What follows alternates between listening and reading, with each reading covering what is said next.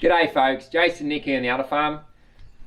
Winter's slowly approaching. It's the fourth day of winter, and overnight we had it 7 degrees overnight, which is 7 degrees Celsius, which converts to 44 degrees Fahrenheit.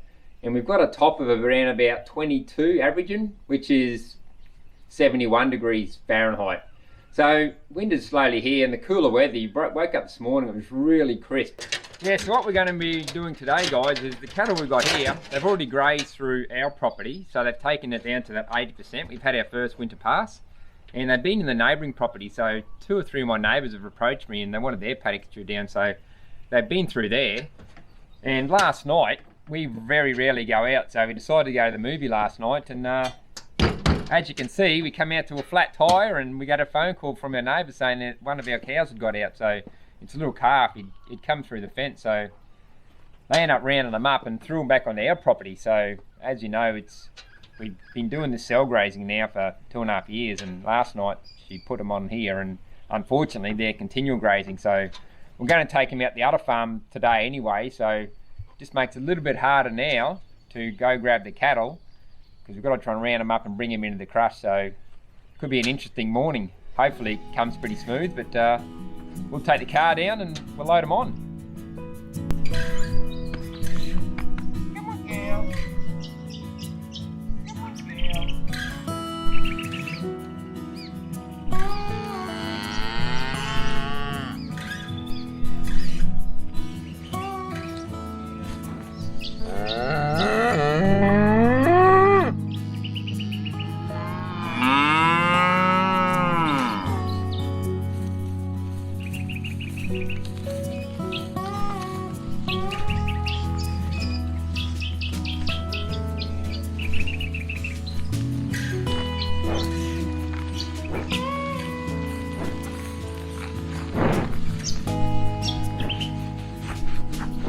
Hello, Pip Pip.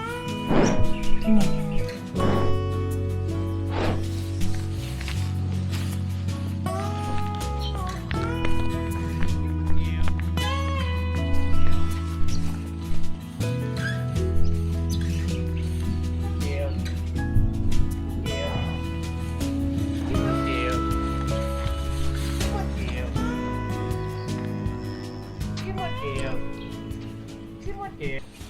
Righto guys, that was a bit, wasn't too bad, didn't take too long. They're a bit hesitant at first, because they had a heap of grass out there they could have been chewing, but that's why I always keep grain.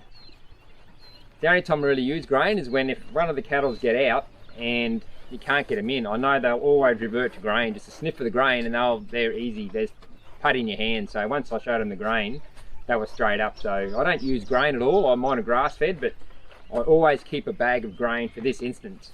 So, because I had to get them up here, and because they're spread all over the paddock, it's the only way to get them in. So, I'll keep that grain now, and next time I need it, hopefully I don't. So we'll get the trailer on, guys, and we'll get them loaded, and we'll take them out the Udder Farm.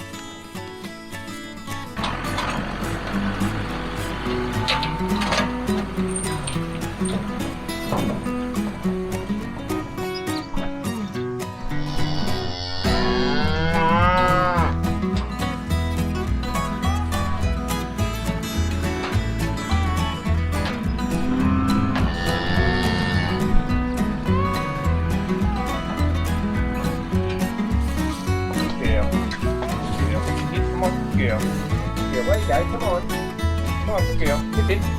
Come on. Come on. Good girl.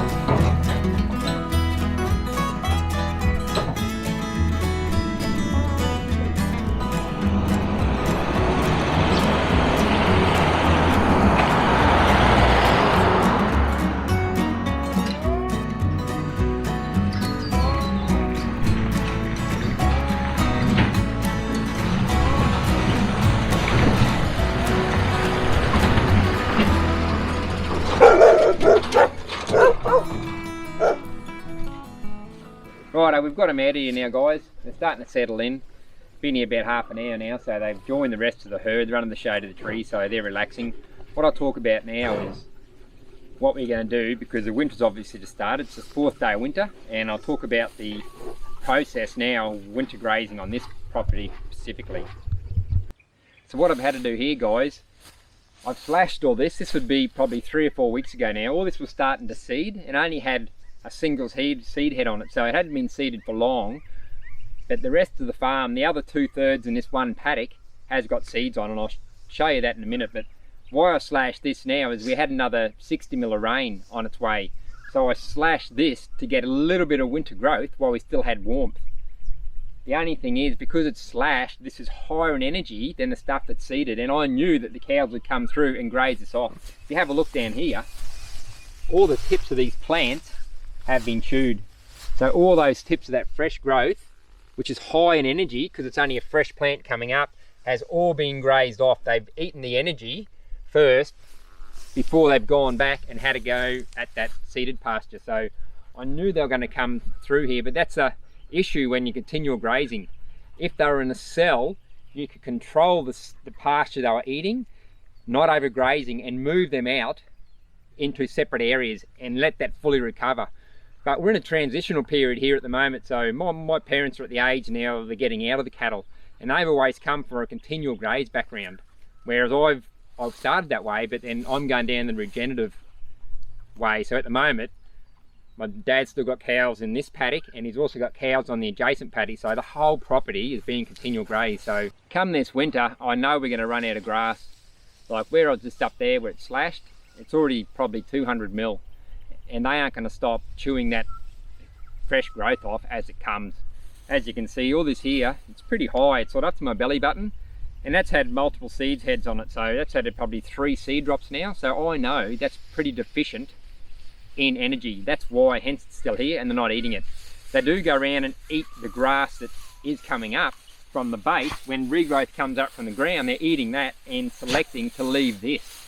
Because there's no goodness in it, guys. They might as well eat a stick off the ground than eat this stuff that's seeded. It's just got no energy in it. So the reason I left it is I just didn't want to slash everything, because there still is slim pickings amongst this grass. They just got to fossick through it and get there a few legumes, a bit of clover, and a bit of Soratso runners, which is high in protein. So I didn't want to slash this.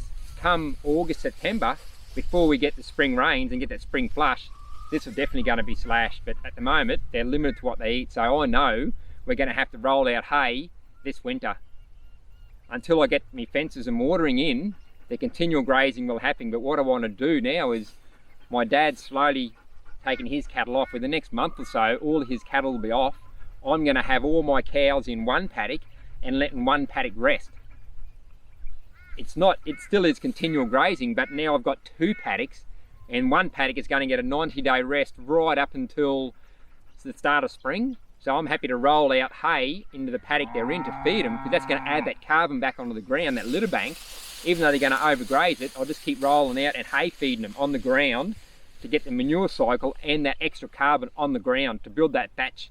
This will get complete recovery, and then hopefully my fences are up, and then I can start cell grazing them through here. And how do I know that they're still hungry and they're not going to eat that pasture and it's no good and they're not getting enough food? Is right here, guys. I came out yesterday, and this is mulch hay I put behind here. It hasn't got any goods to it. It's mulch hay we use to put around our fruit trees and on a few plants and that we got up at the top of the property. They're that hungry, they're actually trying to pull it out here. They're eating this mulch hay, trying to get to it. And I know they've tried, because if you look down here, they've actually put their heads through and actually taken the gate off the hinge. So that's how hungry they are, guys. I know that has got no goodness in it, so I know I'm going to have to bale feed, but this is what they do. And obviously you might as well say, this might as well be a bale ring, guys. When you're bale feeding animals in a bale feeder, it's just the mud on the ground. It's virtually, this is your bale ring. They're putting their heads through there. They're all walking here, grazing in these rings, in this hay, and they're making this mess. Had that been rolled out on the ground, evenly distributed, you wouldn't have the pressure and all the weight of the animals in one area. And that's the advantage of bale grazing. You're rolling them out and they're spread over a longer area.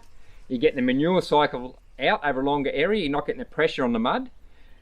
Because they've done a lot of there would have been a lot of urine and a lot of poo here, and that's going to kill the ground because there's too many nutrients in one area, plus the pugging from the rain. That's why the advantage of bale grazing is, the advantage of bale grazing, rolling it out, then bale rings does this to your property. So that's probably all we've got today, guys. I'll finish at that. So have a great morning, a terrific afternoon, and an awesome evening, guys, wherever you're watching this from, and we'll catch you later.